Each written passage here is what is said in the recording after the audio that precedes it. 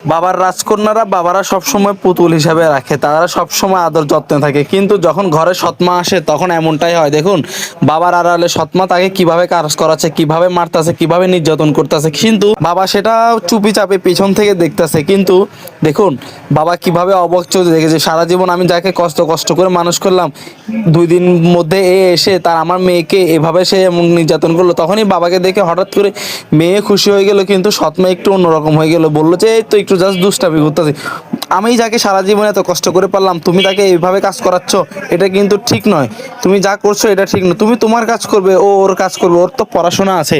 তখনই দেখুন সে কিভাবে বকাঝোকা করছে। আসলেই বাবার রাজকন্যা সবসময় বাবার কলিজায় হয়। দেখুন এই জন্যই বলে যে যখনই সৎ তো সৎ, সৎ কখনো আপন হয় না, আর আপন কখনো পর হয় না। সেজন্য বলে সৎসঙ্গে সর্ববাস, অসৎসঙ্গে সর্বনাশ। দেখুন সেই জন্য তাকে আচ্ছি দ্বারা সে একটি ডাক দিচ্ছে। এবং ভালোবাসা তো এমনই হয়, বাবা মেয়ের ভালোবাসা, রাজকন্যাকে এভাবে সে সবসময় আগলায় রাখে। সেজন্য তাকে আচ্ছি তারা সে দিয়েছে এবং একটি থাপ্পড়ও মেরে দিবে, বলবে যে তুমি যা করেছো তার জন্য তোমাকে অবশ্যই শাস্তি পাওয়া উচিত, একটি থাপ্পড়ও মেরে দিয়েছে। অসাধারণ ছিল মুহূর্তটা, শেয়ার করে দিবেন বেশি বেশি।